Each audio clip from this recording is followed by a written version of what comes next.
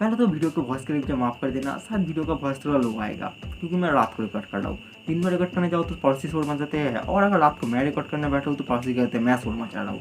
बहुत अच्छे पड़ोसी मिले हैं मेरे को। और साथ में से झिंगुर का आवाज़ सुनने को मिलेगा, उन पर ध्यान मत देना, और अगर सुनने का मन है तो सुन लो। तो वीडियो स्टार्ट करते हैं।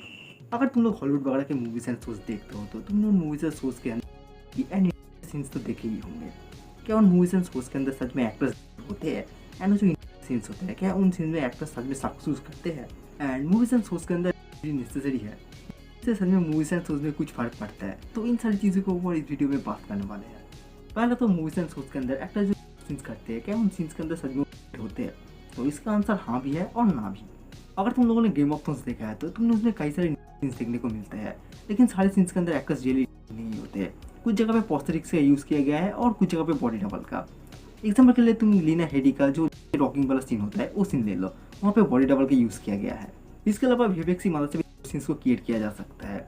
एग्जाम्पल के लिए तुम ब्रैड पिट की वो मूवी ले लो जिसका नाम नहीं ले सकते। उस मूवी के अंदर मोशन कैप्चर शूट की मदद से सीन्स को शूट किया गया था। मैं तुम लोग को एक रिसेंट के एग्जाम्पल देता हूँ।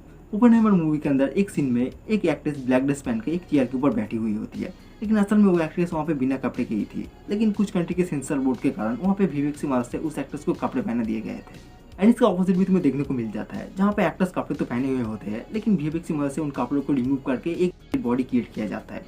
तुम एग्जाम्पल के लिए थॉर लव एंड थंडर का वो सीन ले लो जहाँ पे थॉर बिना कपड़ों के होता है। उस सीन को भी वीएफएक्स की मदद से क्रिएट किया गया था। अब यहाँ पे तुम लोग सोच सकते हो इन मेथड्स का यूज़ करके मूवीज एंड शोज के अंदर दिखाया जा सकता है, लेकिन फिर भी क्यों मूवीज़ वगैरह में एक्टर्स को रहना पड़ता है? उन्हें मूवीज़ वगैरह में होने की तो ज़रूरत नहीं है। तो ऐसा नहीं है, सारे एक्टर्स को प्रिविलेज नहीं मिलता है, अनलाइक उसका नाम बड़ा हो। अब इसका रीज़न माने भी हो सकता है या फिर डायरेक्टर्स को रॉ सीन पसंद है, ना कि वीएफएक्स का यूज़ किया गया हो। हू नोस। अब मूवीज या शोज में जो सीन्स होते हैं, क्या वहाँ पे सच में एक्टर्स रियली सक्सेस करते हैं? तो इसका आंसर है नहीं। उन सीन में पोस्टरिक्स की मदद से एक्टर्स के प्राइवेट पार्ट्स को कवर करके रखा जाता है ताकि उनके प्राइवेट पार्ट्स एक दूसरे के कॉन्टैक्ट में ना आ पाए। एंड कुछ जगह पे इस सीन्स को शूट करने के लिए मोशन कैप्चर शूट्स का भी यूज़ किया जाता है। अब देखो, ऐसे भी कुछ रिपोर्ट्स आए कि पास में कुछ मूवीज़ के अंदर एक्टर्स ने रियली सक्सेस किया है, लेकिन उसका कोई 100% एक्यूरेट एविडेंस नहीं है। तो जिस वजह से मैं इसको एक स्पेकुलेशन की तरह ही देखूंगा। अब बात करते हैं मूवीज एंड शोज के अंदर दिखाना नेसेसरी है। अब इसके कई सारे रीजंस है कि मूवीज एंड शोज के अंदर दिखाया जाता है। पहले इसके ऊपर बात करते हैं, बाद में इस चीज़ के ऊपर मैं अपना थॉट्स तुम्हें बताऊंगा। स्टार्ट करते हैं रियलिज्म से। ये दिखाया जाता है एक कैरेक्टर को मूवीज एंड शोज के अंदर और भी रियलिस्टिक वे में दिखाने के लिए। कैसे नेचुरली पीपल रियल लाइफ में कुछ सिचुएशन में अपेयर होते हैं, की मदद से और भी रियलिस्टिक दिखाया जाता है। एग्जाम्पल के लिए तुम बेथिंग सीन ले लो या सीन। इसके अलावा हिस्टोरिकल पीरियड को भी और भी अच्छी तरीके से एक्यूरेट क्रिएट करने के लिए भी यूज़ किया जाता है। कैसे सेलिब्रिटी वगैरह वर्क करते हैं वगैरह वगैरह। कैरेक्टर डेवलपमेंट कैरेक्टर के पर्सनैलिटी को दिखाने के लिए, दिया रिलेशनशिप्स विद अदर शो करने के लिए, कैसे उनके लाइफ में चेंजेस आते हैं, कैसे वो अपने लाइफ में वीक फील करते हैं, इन सारी चीज़ों से कैरेक्टर डेवलपमेंट और भी अच्छी तरीके से दिखाए जाते हैं। इमोशन। अब देखो, इमोशनल एस्पेक्ट में एक किट की तरह काम करता है। किसी भी इमोशनल सीन्स को ऑडियंस के बीच में और भी हाई एंड इम्पैक्टफुल बनाने के लिए का यूज़ किया जाता है। तुम मानोगे नहीं, लेकिन मोस्ट ऑफ द टाइम ये चीज़ वर्क करता है। एंड सिर्फ इमोशनल सीन्स के लिए नहीं, किसी भी तरीके की इमोशन के लिए ये चीज़ काम करता है। इसके अलावा कैरेक्टर के बैक स्टोरी एंड कैरेक्टर की इमोशनल स्टेट को और भी इम्पैक्टफुल दिखाने के लिए भी का यूज़ किया जाता है। अब एक बात है ना, जो चीज़ दिखता है वही बिकता है। तो ये चीज़ इस चीज़ के साथ एकदम बिल्कुल ही फिट बैठता है। अब एक तरीके का पार्टिकुलर ऑडियंस है जो फैन सर्विस या सक्सेस सीन्स के लिए मूवीज़ देखते हैं। तो जैसे वो स्टूडियोज़ पैसे छाप रहे हैं तो वो स्टूडियोज़ मनी के लिए मूवीज़ में दिखाएंगे। अब जब पैसे आ रहे हैं तो एक बड़ा रीज़न बन जाता है मूवी में दिखाने को। अब मैं यहाँ पे सारी मूवीज़ की बात नहीं कर रहा हूँ, मैं उन मूवीज़ की बात कर रहा हूँ जो पर्टिकुलरली ऑडियंस के लिए बनाए गए हैं, जिससे वो अपनी आंखें देख पाए।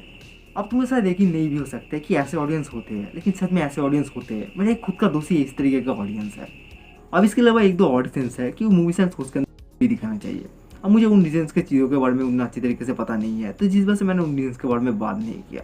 मैं गूगल देख के छाप सकता, लेकिन मुझे ये चीज़ ठीक नहीं लगा। अब यहाँ पे मैं इस चीज़ को बड़ा अपना ओपिनियन दूँ तो मैं खुद के खिलाफ हूँ। अब बिना भी एक मूवी या शोज अच्छे बन सकते हैं, इसके बहुत सारे एग्जाम्पल्स हैं। लेकिन मैं ये भी डिनाई नहीं कर रहा कि की वजह से चीज़ें कुछ जगह पे और भी ज़्यादा रियलिस्टिक एंड प्रैक्टिकली सेंस भी बनाता है। एग्जाम्पल के लिए तुम ब्रेकिंग बैड का वो वाला सीन ले लो जहाँ पे वाल्टर वाइट टुको से बच के एक शॉपिंग मॉल में अपेयर होते हैं। तो उस चीज़ की वजह से उसके पहचान के लोगों को उसके कैंसर वाले एक्सक्यूज पे बिलीव हो जाता है।